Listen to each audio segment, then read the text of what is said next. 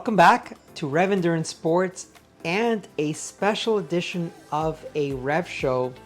We are your hosts, George and my lovely Jessica. Hi. And today we're going to talk about a 200K that we did yesterday, October the 5th, 2024. Not necessarily in this order, but we try to follow some type of format. We're going to talk about the course, the weather, the equipment to include bike and clothing, nutrition, strategy for completing the event, tips on riding in the heat, and finally recovery. Once again, not necessarily in that order. Maybe there'll be some timestamps down below, but let's begin with thanking the organizers, because these folks, they take time to create routes. They're all volunteers. And in this case, Wei Sun is the RBA, which is the Regional Brevet Administrator. And on this particular ride, we had two volunteers, Tim Sullivan and Osvaldo, who goes by Ozzy. So, what a wild job that is to be a brevet. What was his title? Regional Brevet Administrator, Regional RBA. Brevet Administrator. I mean, I don't know. It just sounds like a cool kind of like, okay, I'm going to create tough routes. Yeah, it's a volunteer army. And what I believe their pay is in the satisfaction of getting folks, for example, with these brevets, let's say you're going to do a 1200K, you need to do qualifying events to get there. So their satisfaction may come in watching riders get all their events. There's also, I think it's called an R12, and that's doing a 200K every month. So 12 months of doing 200Ks. So they have to provide these events for the riders within their organization to get all these awards and medals and all that stuff. So it's a really cool, thankless job to get folks to get to whatever level they want to get to. K-Hound is another award, so they have to like always provide routes for people to be able to do to get to 10,000 kilometers of brevet type rides. Well, the brevet that we did yesterday, at the very end, I thanked Wei, and I'm like, it was an amazing route. Thank you so much. And what Wei said to me was, well, it wasn't my route. I didn't create it. I just, incorporated it into the brevet schedule. And I said, well, thank you for continuing to bring it to the people. Yeah. Thank you so much, Wei. And there were a couple other volunteers that. Yeah. So Tim Sullivan, I mean, this guy, he's been around the rando scene for a very long time, and his son Patrick also rides randoneering events. They've both finished PBP, so this is all in the family, as they say. Let's give the headline of the event. So it is a 200K with 3,300 meters or 124 miles with 10,800 feet of climbing. And this came, I believe, from the organizer. It came in one of the emails. So 19 turns, 6 stop signs, 4 controls, 1 border fence, 0 traffic lights, and parentheses, partridge in a pear tree. I believe that. Zero traffic lights, yes, on a 124-mile event in San Diego. In San Diego, right? So for Jess and I, that amounted to 9+ hours on the bike, 1 massive climb, but trust me, there was tons of climbing, up and down and up and down and up and down. I mean, we were climbing until the last 2 miles of this, and we crested over this one climb, dropped in, and then a false flat up to the finish. So yeah, 10,800 feet of climbing. It was a hard day. It was a hard day. It was definitely a hard day. So in a different video, I do have the bike setup. So if you search Richie, Road Logic, 200K, any one of those search terms, and also, of course, George Vargas, you will find the Richie video for the bike setup for this. Now, I always want to address this because it seems like it falls on deaf ears. I am a Richie dealer. I am, and by the way, anything else that I talk about on this video, for example, the Rev Energy that I use as my primary fuel, clothing, I provide that through my store, and it's a great way to support the channel. So please, if you're going to buy these things anyway, please contact me directly. The link is down in the description. So bike shop, I'm sorry, bike setup video is is already out on the... And it's doing very well. It is doing very well, yeah. All of your Richie videos tend to do, They do. good. They're like, you know, the Yeah. sexy videos of the bike world. They're not that... Right, and considering it's not a Canyon or the new Pinarello release, they still get good views, and I appreciate everyone that watches the videos. Please subscribe to the channel because with more subscribers, I have more leverage. I can have interviews with industry people or... Me. Your girlfriend. Your girl, or product or anything that maybe I can get an early evaluation on a product before it's out in the mainstream. No flats and no mechanicals. Wasn't that great?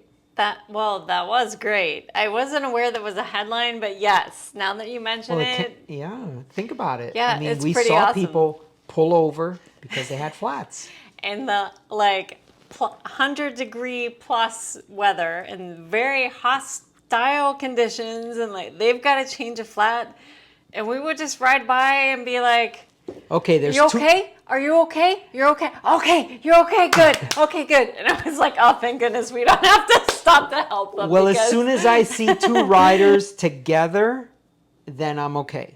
I roll on, because the spirit of rondineering is, you know, you're all on a self-supported journey, but you want to help another rider. And well, so in this case, yeah. And you do make the efforts, like you do the hand signals, you need anything, are you good? And if they give you a thumbs up, then you're like, okay, we've been there, we know, we're going to keep going, and yeah, you and know. we'll see you up the road. Yeah.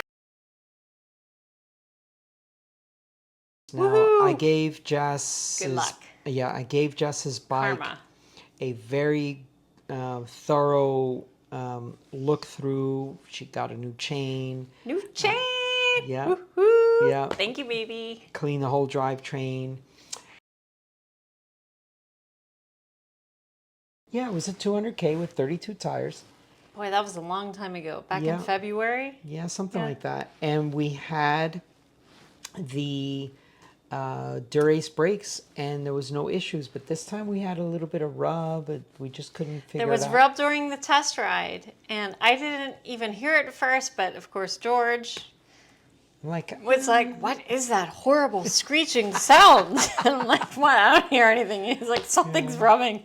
so I went with 32s because I have these EE brakes, which are god-awful expensive.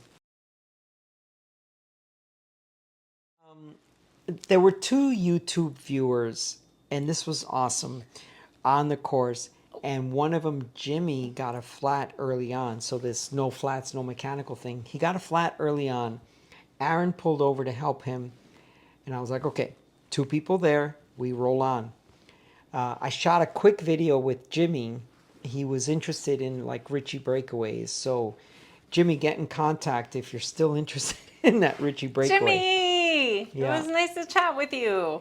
I don't think he finished. I think he DNF'd. And unfortunately, because of the high heat, I mean, over 110 degrees, I go into an app It's kind of an almanac type of thing, and I go yesterday's weather, and it goes and it shows me the actual recorded temps, and it was 109 degrees in the area that we were in. So that's very, very hot when you're unsupported. That being said, I think this is a good time to bring up the chilly starts. I mean, chilly is relative, right? So it was a 7 a.m. start. We had to be there. We wanted to be there at like 6:30 to get, you know, air in the tires and all that Check stuff. in. Yes, make sure, you know, Maybe you have your sign helmet waivers. on. Who knows? You have your sunglasses, you know, all that stuff. Okay, last minute nature break, stop, all that. And so we're in the desert, and that means when the sun is down, it's very, very cold. And then when the sun comes up, it's like, oh my God, I'm being incinerated. Okay. 7 a.m. start, 6:46 sunrise. So yeah. That's definitely a mental battle. So I get there and I'm like, oh, I'm so cold. It's cold and we're going to be going down these hills. It's going to be freezing. And I wanted to bring a vest to get through the morning chill and all the descending. And George, who has so much more experience than pretty much most people, George advised against that. He's like, don't bring a vest. It's going to get really hot today. You're going to have to carry that vest around with you for the rest of the day. Here's what you do, Jess. Bring this, you know, and we keep these in our car. This little, you know, the mailer, the Mylar thing. Woo! So this is what I had at the start. And I know somewhere there's a photo, like the selfie that we took at the start that I sent to my coworkers. You can actually see the outline of the Mylar underneath my jersey at the start. And yeah, he was totally right. It was all I needed. It was just that a little bit of that, like to get over the mental, hey, I'm going to be freezing, but at least I have this Mylar bag to keep me warm. Yeah, here's the thing, and this has always been my experience because I've done a lot of 500-mile races in the desert, and the desert in San Diego is typically surrounded, or I should say California is surrounded by mountains. So that means sunrise is at a certain time, but the sun doesn't actually come over those mountains, and especially if you're in Death Valley, you have 11,000-foot mountains around you. So even though sunrise is at X time, it's going to be way longer after that before the actual sun comes over that 11,000-foot mountain and is actually shining on you. So it's very, very cold. But when it hits, it's like yeah, it's a temperature a bomb. It's a temperature rise of 10, 20, 30 degrees in no time Like at all. literally in seconds. Like, Yeah. You know, at 10 minutes, you're in the trough of some roller. And at 10 minutes, 10 seconds, you're halfway up the roller. And it's like, woo, I'm warm. Yeah, so it's pretty wild. Yeah. So Glad I didn't have the vest on. that's right. So we've talked about this. I've had other videos before. I think it was a pro tip video. I have a series of cycling pro tips. So look for those in a playlist. These FedEx envelopes, and USPS has them, all these, they're waterproof. And they are very, very handy for multiple uses. So I thought I would share with you how I've used these in the past. Take it out, shove it up your chest like this, and it doesn't have to be perfect because it's big enough. It should cover most of your chest. And now you have a very good wind block for your chest. Just for the sake of time on this video, you'd fold this up nice and neat. You'd stuff it in here, and you could put that in your rear pocket. If you've got a lot of fuel and stuff in your pockets, just shove it up underneath there. And that's not going anywhere because once you're riding, your jersey tightens up around that. And now that'll stay dry because you're gonna sweat like crazy on the, it's a 12-mile climb from here. There are times you don't need a $200 Rafa vest. You just need A free, literally free. You can Literally get them at free. any like. FedEx, UPS, mailer, put that on your, and some people call it Tyvek, whatever. Put that on your chest. You just need it for the very, very, very start. The reluctant Navigator. and then enthusiastic manager. So way too I took this enthusiastic. promotion to work, and yes, I just like dive right in there, like. Well, the work ethic. Okay, yeah, the work ethic. The work ethic. It's what I love about you. You want to make sure everything is done correctly. Yeah, but I can see on the horizon, at some point, all the work put in now is going to kind of like level out sometime, hopefully in the not too distant future, and have a little more me time. Yeah. But for this year, it's been important to promote the health of my store. But what's most important about all of this is her sacrifice to me. And I want you folks to really acknowledge her for her sacrifice to me. She sagged at the controls for a 300K, a 400K, a 600K, and then another 600K. Boom! I did it. I did it for you. I did it for love. You did it for love. Now, here's the thing about that. That means that all of those weekends, she's off every other weekend, so she can't ride the next weekend because she's working, and then she's been sagging on her off weekends. So, babe, thank you. That's okay, babe. It's all going to pay off. It'll come back. It'll all come back. It came back already a little bit. Yeah. All of April and May were basically taken up by her sagging for me. And so I wish to thank you for that. You crushed. Ooh, I did crush. Thank goodness, because I know there was some worth pressure. it. There was some pressure on George because he's like, my girlfriend is spending her only weekend off driving around for me, and so I need to make sure I get it done. And you did. You got it done. So boom. Yeah. All right, so back to the course. Tell the tale. What was your goal, babe? To finish. Yes, your goal That was was to my finish. goal. Your goal was to finish. That was our strategy. And I knew that to finish, I had to just not exert no efforts. No efforts. Slow and steady wins the race. The winning in this case is just finishing. And I'm like, okay, I want to make George proud.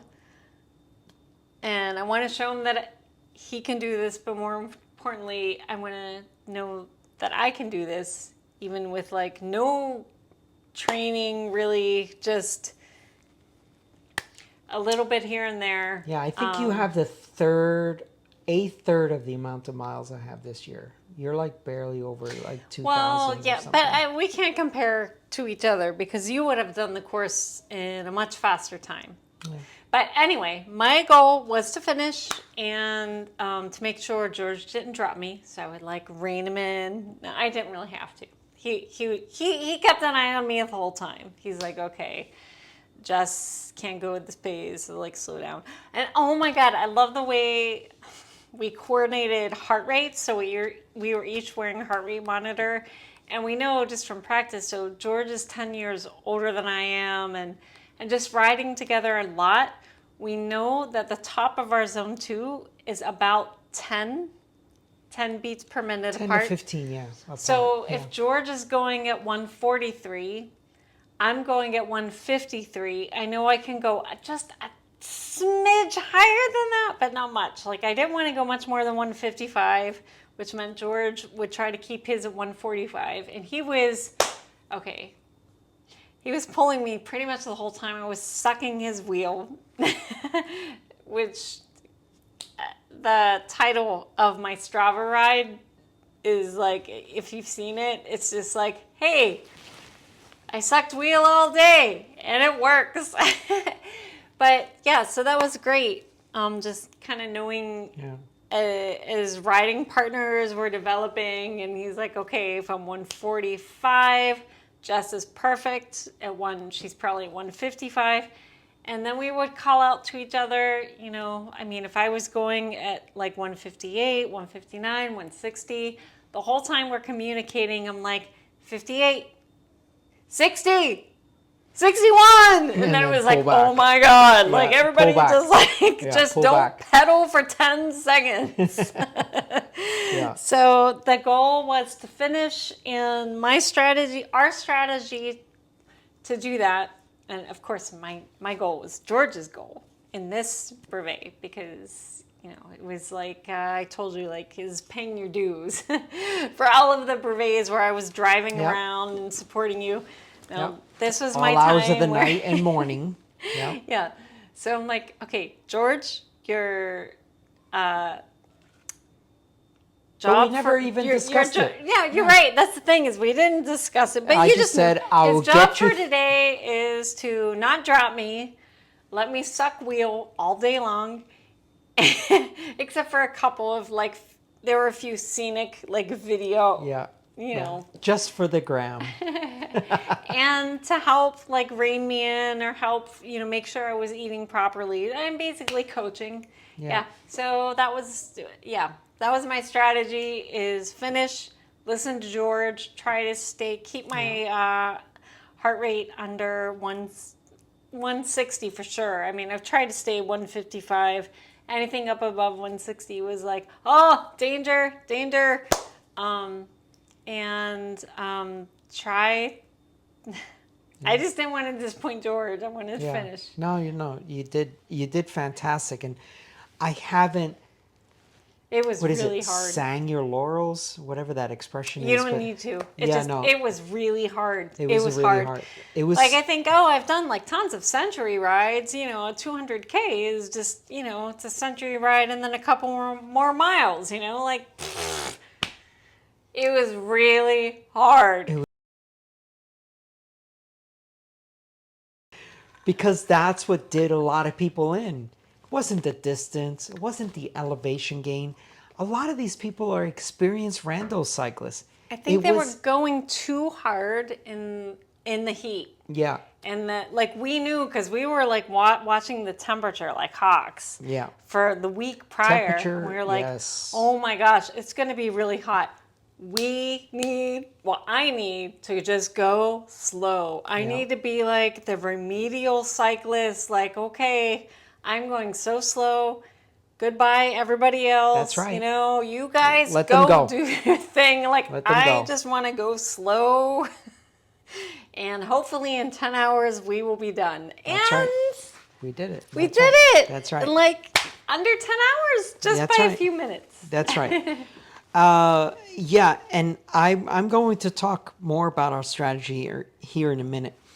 The main climb in the event, the event's namesake, is called Kitchen Creek. Now, Kitchen Creek depends where you mark it from, this, that, okay, all the way to the summit, something. It's about a 13 to 15 mile climb, thereabouts.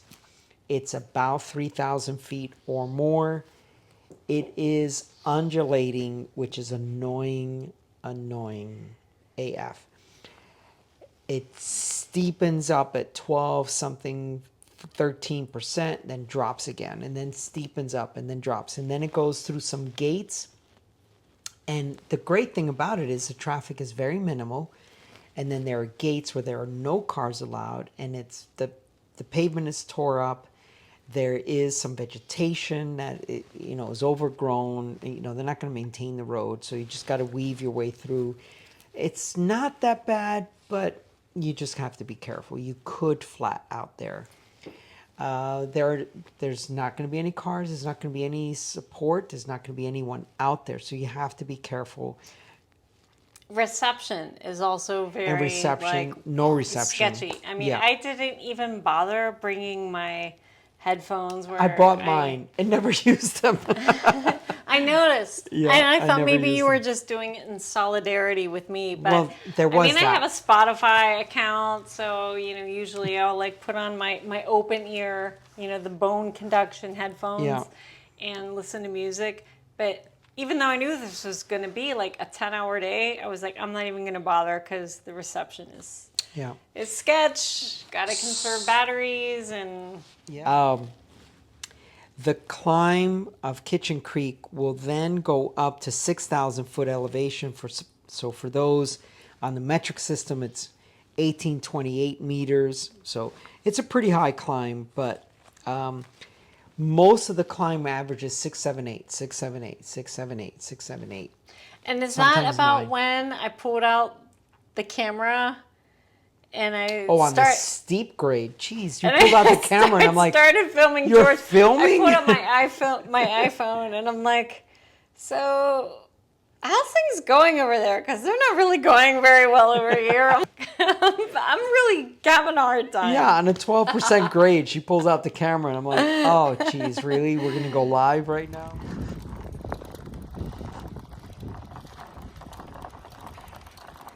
Oh,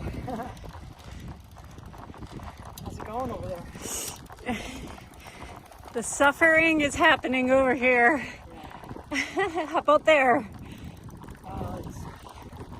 Yeah, we're 58 miles, over 4,000 feet.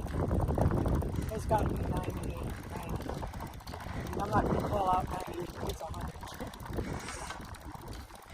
It's hot.